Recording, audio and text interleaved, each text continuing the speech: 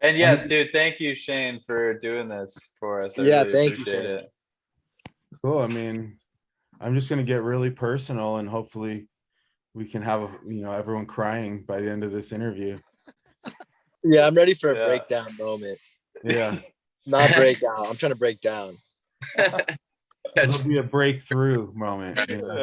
Yeah. There he is. Oh, there he is. Oh. Big dog. So sorry about that. We made it. Hey. Welcome to the party. Yeah, it's a party. I mean, let's just start. I mean, first of all, how did you guys even come together on this? Ooh. None of us really had much backing, of course, because of COVID. Everybody's budgets are backed up, and it's understandable. And we're all like ready to go to rip because we've all been, again, affected by the whole situation. So we're all like puppy dogs wanting to get out there. And when it's time to actually, make a project, I mean, yeah, it costs money. And I think originally, Ryan, where you were, trying to see how that could go, if we could get any funding for a project. And then, and Brandon and Jed had been talking, and then I had been kind of tagging along a little bit here and there with, on the sleds, on the ponies. And I've had Ryan actually working for me around that time. So I convinced Ryan to work this corporate gig. They had like a few day corporate gig.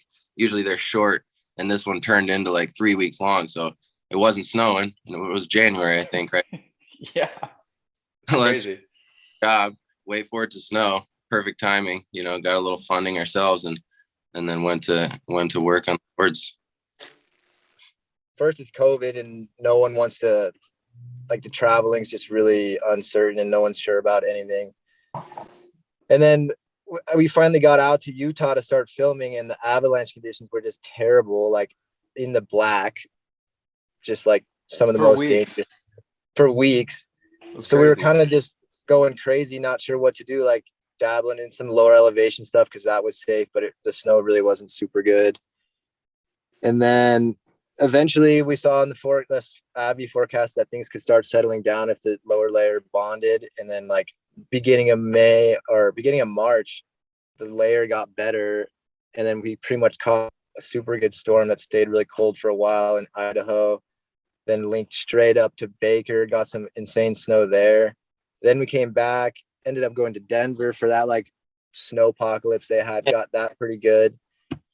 And then pretty much went on a spring tour. But for the month of March, it worked really well. We were stoked. With no plan, it's kind of crazy what inspires a video and like how it all comes together afterward. It's just so, it feels random, but eventually like things just connected and it worked out. It was organic. Yeah, definitely felt really organic last year. In the fact that, Ryan had a lot to do with putting us all together. Motivated because I think the boys would agree that the way that Ryan, his demeanor and say, asking if we're down, just to like kind of motivate us is, it's just wholesome. And it's just awesome to hear. Like, he's just like, fuck it, dude. Let's just go see what we can do. And that was motivating to me. It's just like, for what? That's and the fact that you named the movie for what I mean, well, it's getting into that. Did the name come from? I mean, where did the name come from? It's not really my place to answer that, but I do think that I just wanted to say that it did seem like the perfect winter for a video for what? Yeah, exactly. Me and Finder and Gabe Ferguson have been talking about.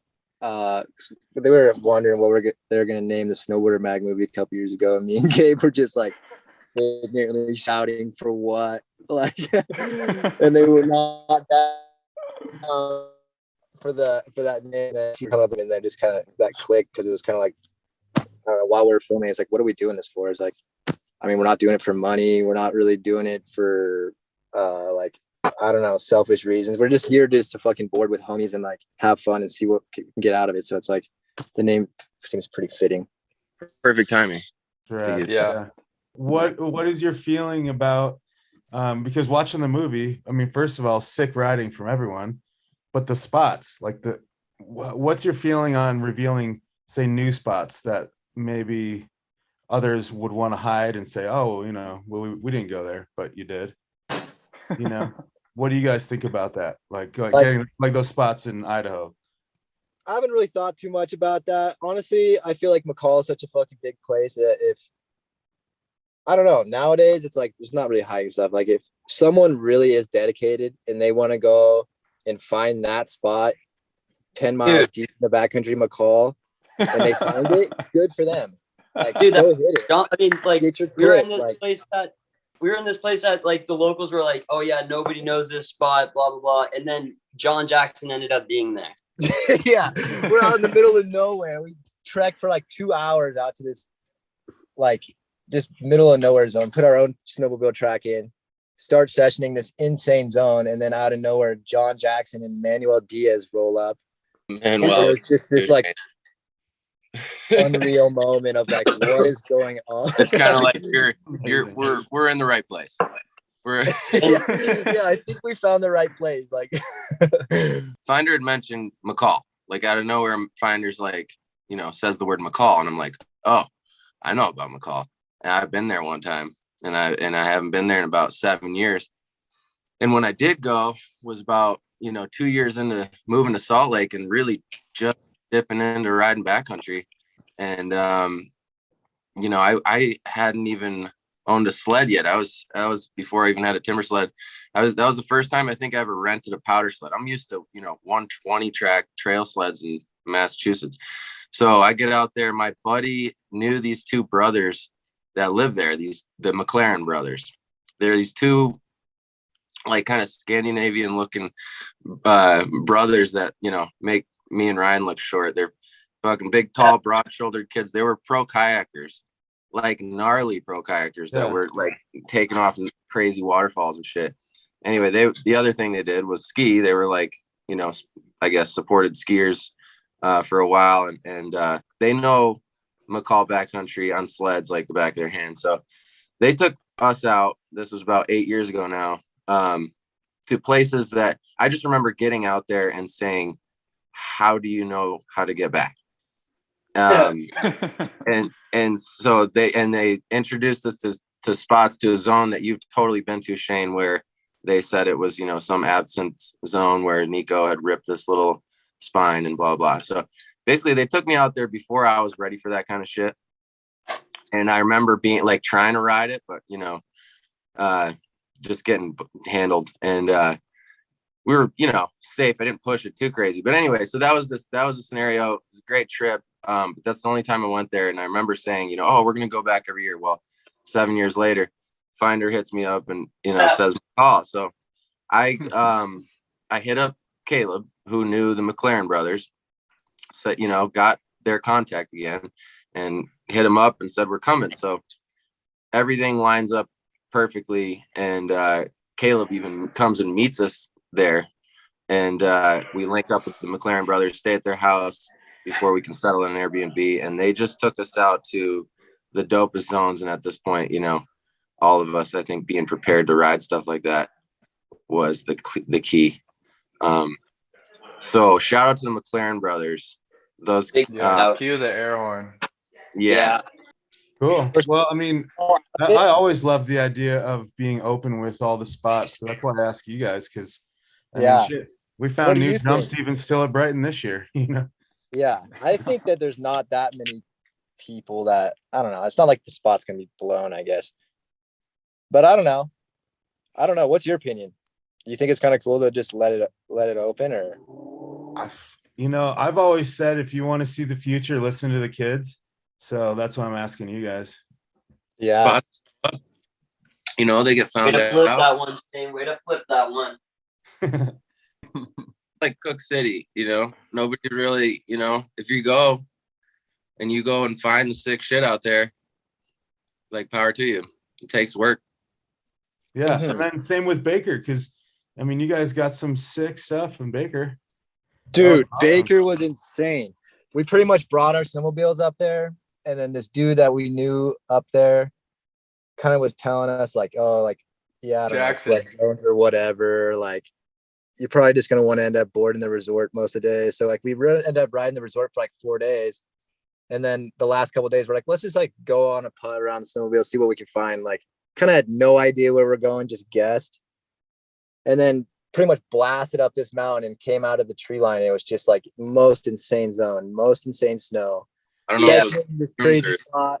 And then we see DCP out of nowhere up there. Another like good sign that you're like, all right, I'm in the right spot. Like DCP's over here. Sammy chipped off this big line off this rock, and then DCP actually came over and started yelling at us because I guess he was looking at it and waiting for the light to get well. Pretty much as soon as the light got well, we were looking at it too. Didn't know even that was him. Sammy chipped it off, and then DCP came over, so pissed. Yeah. Came over. And we had to end up just making that Ride. de-escalate that situation, and then he ended up being a homie. They're over on their own like zones, just right across the way from us. We're just like watching each other, and then I just finally, got up and hiked up. Finder took me up to this fucking ridge line and got over there, and yeah, just gave it a rip, and yeah, happy. But I just went and talked to him like immediately, and those guys, it was funny because I saw him at the coffee cup like the day before, and it took me a second to realize it was DCP. It was like I met him at the coffee shop. He was like, oh yeah, I'm Dave.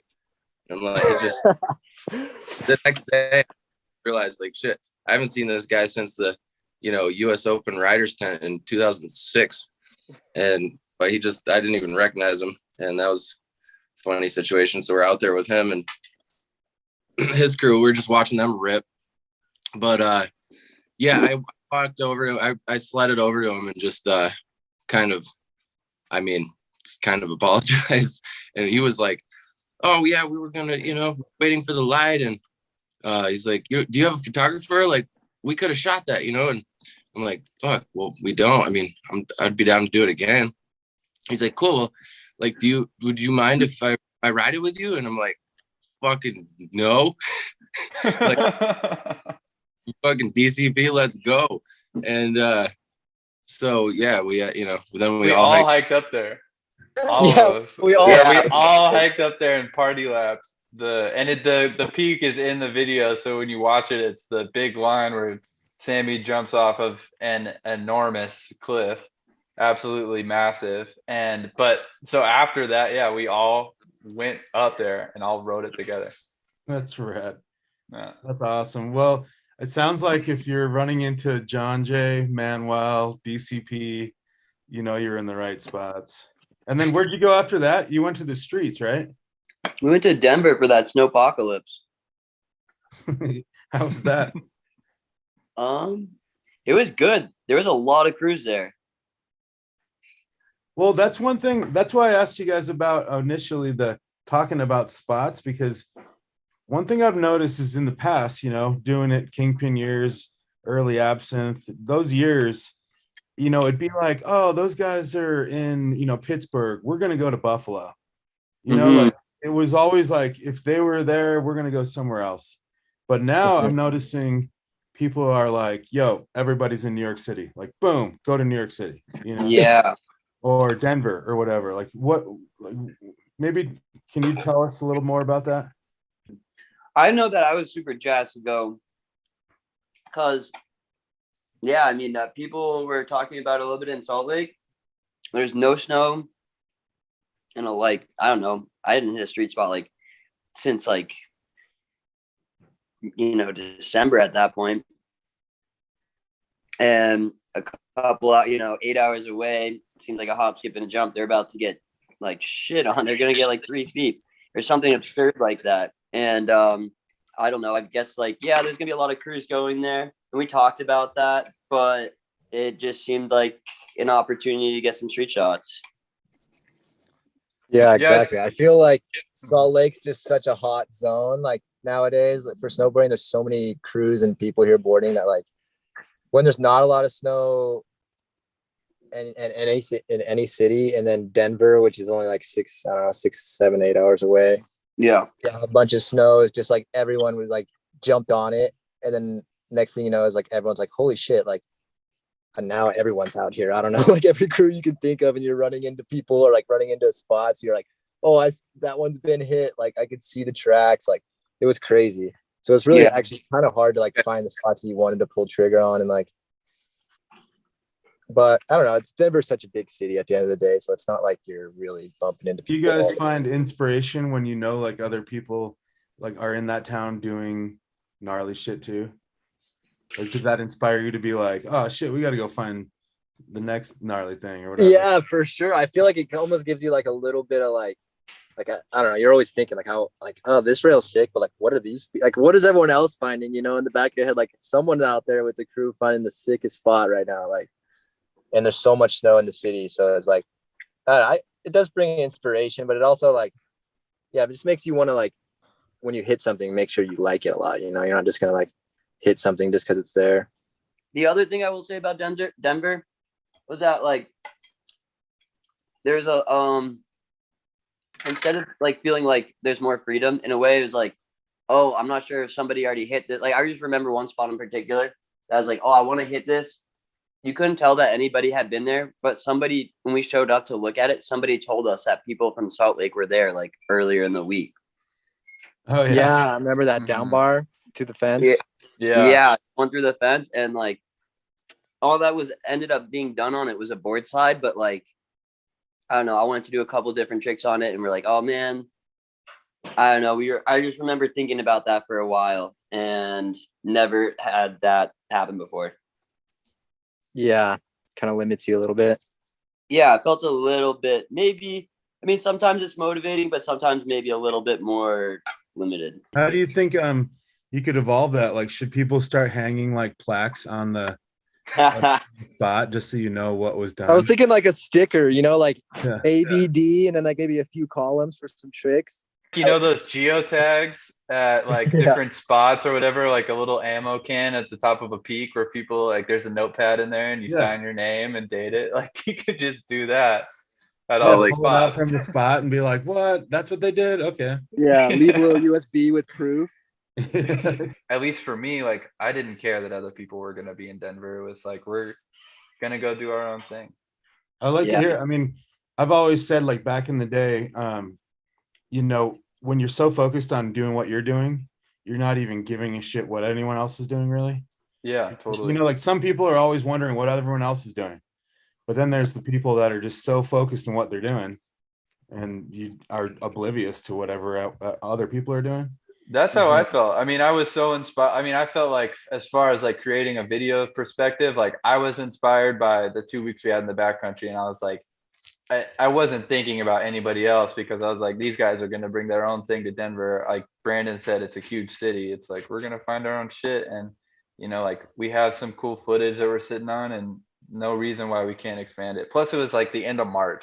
So it was like the fact that there was a snowpocalypse in Denver, we were like, we had to go. Yeah, it's like the last hurrah. I mean, That's definitely Denver has changed in 10 years. I mean, it's like a whole new city. Yeah. You know? But that's another good point. It reminds me, I was going to ask you guys, what is your feeling on full spectrum snowboarding? You know, because there's some people that only hit the streets. There's some people only hit the POW.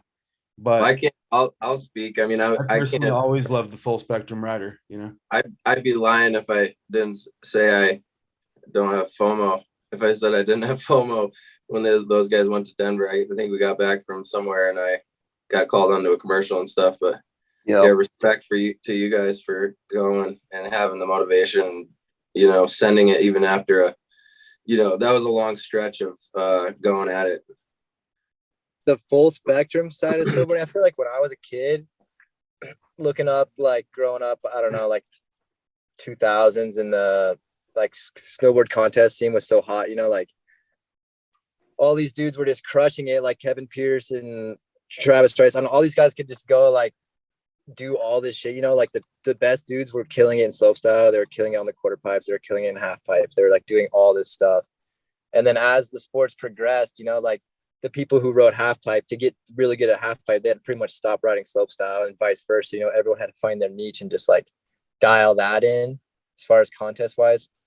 And then when I stopped competing and started focusing more on filming, it's like, you should be, I don't know, there's not like the pressure to be the best, I guess, if that makes sense. Like in contests that you have to be so good at slopestyle just to be on the podium, you know, like you can't necessarily be spending your time elsewhere.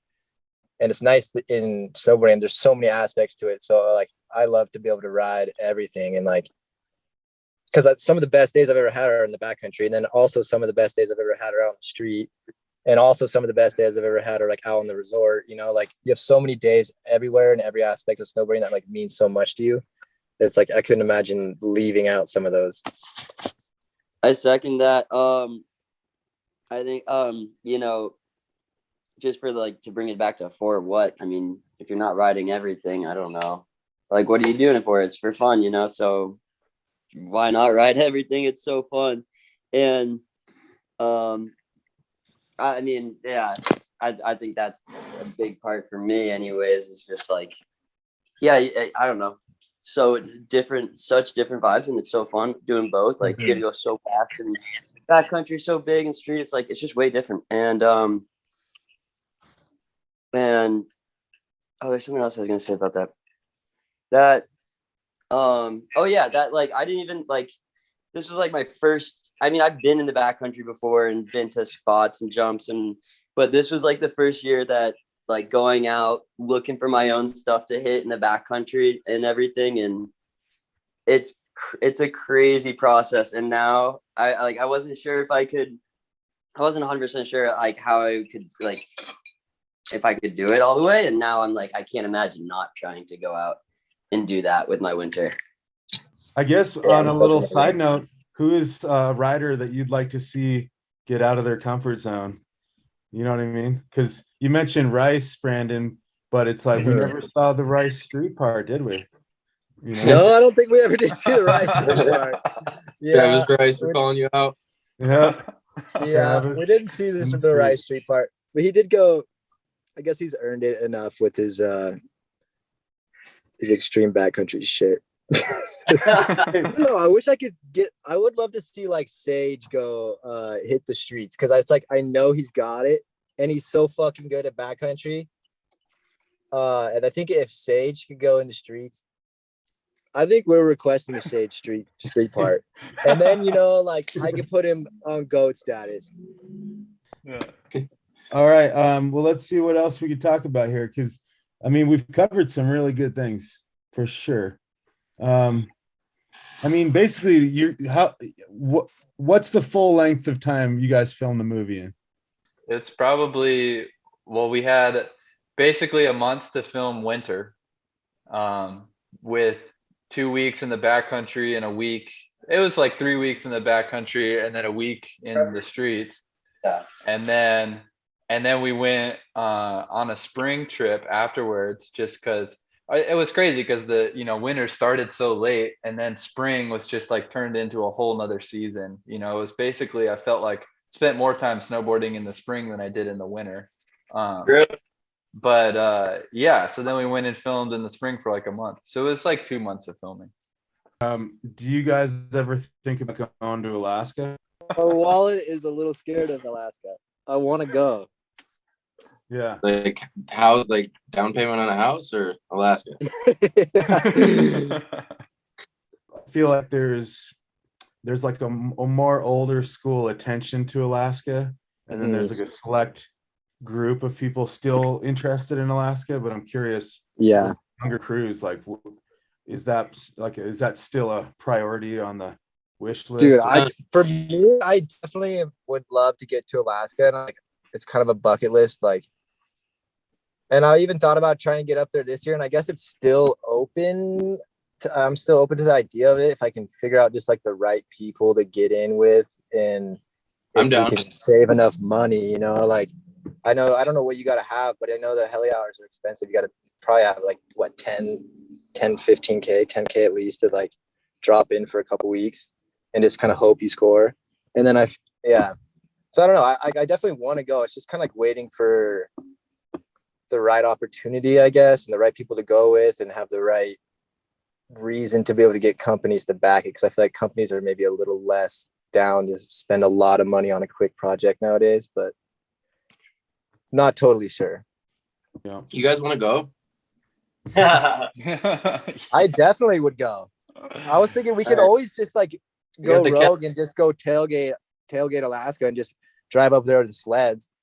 Yeah. And then, but then you're up there, like you gotta fucking try and go heli. You can't not go. It's true. Yeah, if you can get in for a few days, it's life changing for sure. Yeah, I know. That's the thing too, as I know once I go there and then you open it, you like open that book, that's just like a whole nother thing. You're just like, now I want to go back there and like learn some more of that shit. Like that's just a whole nother chapter. Well, driving up and sledding is a fun time too. It sounds like we're going to Alaska, boys. Let's go. I'll see you there. The drive's only 5 days each way, so it's not too bad, Well, here's another question for you guys. Where in the world is there like some place you haven't been that you are just so dying to get to? So many places. Such a good question, Shane. If you could right now, someone is like, I'll magically make it happen. You can go anywhere to snowboard that you haven't been. That's the top of the list right there. That's such a good question. I feel like I would like to go to some random like I don't know. I've been watching those movies, that 14 Peaks movie. You guys seen that? Yeah. And then just looking at like Pakistan and all those crazy mountains around there. That's like some random place you never go, like Middle East or like Kazakhstan or something. And just like, I mean, it's obviously a little dangerous, but if you could like just be like, yeah, we're going and it's going to be safe and it's going to be sick. Yeah. I would love to go somewhere like that. Just trip out. Mm-hmm. Dude, I think it's different if I want to go and film, like a place I would want to go and film. Yeah. If I'm just going to go snowboard, it might be different places. Yeah, for sure. Like for what? Like what example? If I want to go, if somebody's like, yeah, you can go film anywhere, go. I would go somewhere like weird in Europe, like middle Europe, and just like try to find some shit that I haven't really seen before and hit some weird spots. I don't know. It just seems like there's a lot that's untapped in that part of, and like in just in Europe and stuff. And but if I'm just gonna go and ride, I'm going to like I'm going to Japan or Russia, or no, Japan or China, or like I'm gonna go ride some POW in some weird part of the world. Nice. Yeah. Well, I mean, that's a tough question. I asked, there's so many places. I mean, as far as I know, what I've experienced in this short time is go to Europe if you've never been. Every single person that could hear this or read this, it's like, go to freaking Europe in the middle of winter, Italy, France, Switzerland, Austria. It's like you could stumble blindly down a valley and stumble into like the dopest resort, Yeah, that is true. Dude, yeah. We were there a couple years ago and in Austria, it's like it's the sickest POW day and everyone's just skiing the one groomer they got. And it's like we're outside like just kind of losing our minds. Like, why is no one riding any POW? Everyone's just so much fun groomer and we're just getting fresh turns everywhere. Like, and it was endless. The mountain range there was just like as far as you can go see, like fresh lines everywhere. Yeah. I love it how over in Europe too, it's like everyone has heard of. Doesn't matter where it is. It could be Saas-Fee, but it's like, what's that resort like over down the way? And they're like, oh, nobody goes there. That's like a family resort. Yeah. Like, oh, okay. It looks Let's go check that out. Yeah. And they're all just going down the runs, the normal cat tracks. It's unreal. But all right, well, let's see. I mean, we've covered some good stuff. I guess I mean, what do you guys, this is another good question because it used to be considered being old or whatever in quotes to be interested in like the behind the scenes and the more storytelling instead of just the action. What are you guys feeling about that now? Like with more videos, with showing personalities or whatever, That people want to hear the narrative behind the action. I think that people I don't know, there's more and more and more videos. People have seen, so many tricks on the down rail. People just want more, some other stuff. I think it's refreshing. Yeah, I think it's nice to give a little bit more of an insight. I think it's been kind of hard because I've always just wanted to be a snowboarder, and then it's like turns into like, oh, now you want to be like a vlogger or like a TV host, kind of like TV personality. Like when really at the end of the day, it's like I just want to snowboard, and like I guess it's pretty easy if you just show them what you're doing, but like I don't know, it's pretty easy to do that shit and be kind of fake too, So it's trying to find the balance and just showing them really what you're doing and not just trying to like live this super nice life for YouTube, Yeah. but more like just tagging along, like fly on the wall style, I think is pretty nice. I think we all know how unique our culture is, and to pull it off and go do something like this, it's like there's a process clearly for everyone and every crew and every individual involved. So yeah, totally, absolutely important these days. You're right, Jed. People give a shit about the narrative, and because it is interesting, because it's insane what we do, and what everybody's regiment individually is. To go into how the perspective of each person, how like my shit, I worked in film. I had to stop snowboarding with you guys at one point to just get called onto a commercial. Missed the Denver trip. I don't even remember what commercial it was I worked, but that's just the way it goes. I just always paid my own way. That's another thing. I just on a side note that talking about the budgets and stuff. I don't know how to explain that without sounding like we're pompous kids looking for money to snowboard and shit. It's like all of us. That's the point. Like, I mean, I've always paid my own way pretty much, and these guys, I mean, you get a little support, that's awesome, but for the most part, there's a lot of sacrifice for us involved, and we understand there's no budgets. That was fine. It's not, nobody's complaining or anything. It was just kind of like, fuck it, let's go. I got one more thing on that, Okay. if that's okay. Yeah.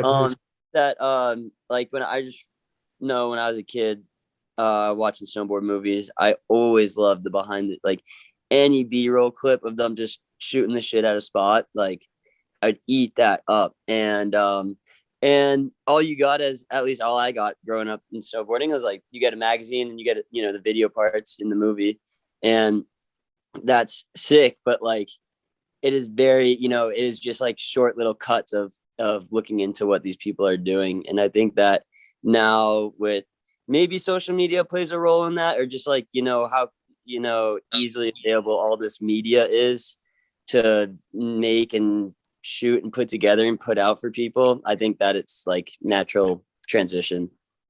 Yeah. I mean, that's why, Shane, I came to you to do this interview. It feels important to me now. Like I don't think it's old anymore. I think it's the new way to try to tell the backstory, just because we've seen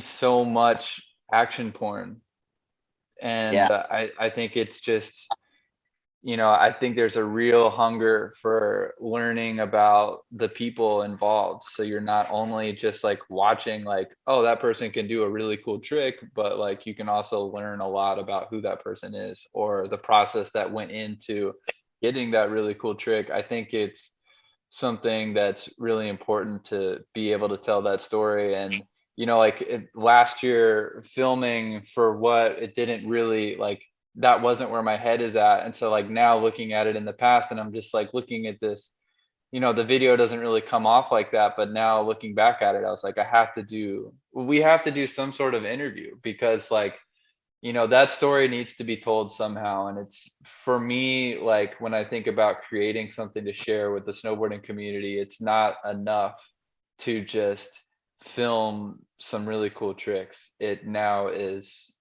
really important for me as a creator to try to capture a story and a That's process. awesome. Yeah, I'd love to see it. I mean, I always remember 2 years ago, Whitey had come to town because Twos was sick and dying from cancer. And in between the visits with twos, I remember Whitey was like, I want to see new snowboarding kids. Like, what are they up to? And we showed him footage and he was like, no, I don't want to see the tricks. Like, who are these dudes? Like, I want to know who they are. And it really, I remember at the moment thinking that you nailed it right there.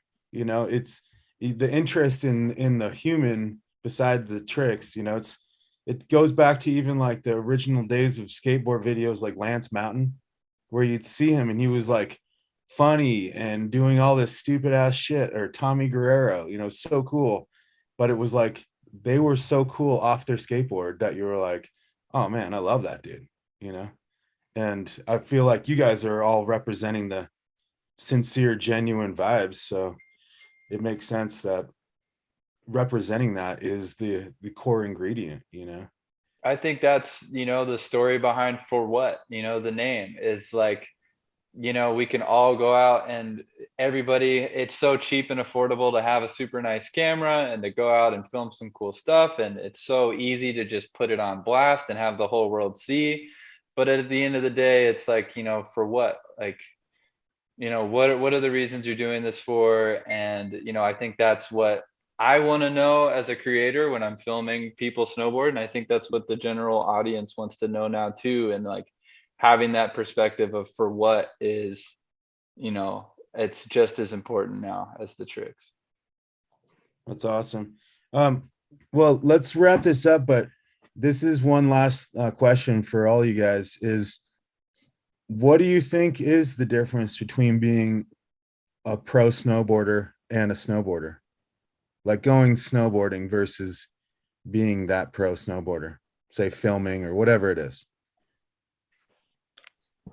I'm someone who has I'm on like the other side of the spectrum, I suppose, like that I've always done other stuff, and you know, either I'm well-rounded or I'm spreading myself thin. But you know, being a pro snowboarder, I see like the work that Brandon puts in, Jed puts in, the time, and it's it just shows in their riding and being so involved and invested in every way.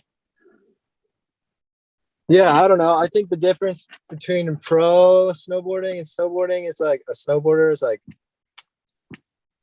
well, I don't know. There's like just different levels to it. Like there's people who like to snowboard, and then there's people who like live snowboarding. And then those, I think the people who live snowboarding are like pretty much the same as a pro snowboarder. It's just this, the pro snowboarder happens to be in a situation to where, you know, he's feeling like nowadays it's so many Instagram deliverables and, you know, random companies just need people to do stuff for them. So like there's some people who are fortunate enough to be in that spot and also live snowboarding. And I think at the end of the day, there's like a similar love to it. Like there's so many people out there, you know, who've never been sponsored, never done video projects, but you see them out there skinning up the gnarliest peak ever just for fun on a Sunday morning. And you're like, what the fuck? Like if I was up there, I'd be getting clips, you know. It's like that guy's just got love for the game, just like you got love for the game. You guys just both have a little bit different ways of how to do it, you know. Yeah, I would say, I mean, to finish on my side, if that's what we're doing, yeah, I would say thank you to these guys for just welcoming me with open arms into the crew and just wanting to just have fun and rip and you know, motivate each other, help each other. Solid dynamic. You know, you guys have been fucking awesome. Is this where I start to cry? Yeah. No, I'm just kidding, but no, dude, no worries. You don't even have to thank me. I appreciate the gesture, but I mean, it's just like I just like snowboarding with people who like to snowboard and who are chill as fuck. So it's nice to just link up with homies. I don't really care who it is or like what you got going for you, if you're sponsored, not sponsored, whatever. It's like we're all out there for the same reason, just doing it for fun. So yeah, it's been nice. I just want to say, Shane, that last question's a really good one. There's, you know, what makes it a pro snowboarder. Like Brandon said, you know, there's people who, you know, and Sammy said, you know, people just love it. And that's not, you know, and people live the lifestyle, whether you're getting, you know, paid to do it or not, or like trying to get paid to do it or not. And I don't think the money part is really what makes a snowboarder. I mean, yeah, it's definitely part of it, but like, I think a lot of it is like, I don't know, it's kind of still changing for me. I think the answer to that question is still kind of evolving for me. But a pro snowboarder is like kind of somebody who like not just snowboards, not just loves it, not just like makes a lot of sacrifices and like prioritizes that, but also like asks to be a part of and works to be a part of the culture or something like that. Does that, I don't know. I think I'm kind of missing it, what I'm trying to say, but like you work with brands and you put yourself out there to work with brands. Like that's what a pro snowboarder does versus like somebody who just loves it and lives it, you know? I get the That gist of makes that. sense. Yeah, I think it's like a level of gratitude to, you know, like you have so much love for something and the pro snowboarder gives back in different ways, whether that's, you know, through a brand or through a community.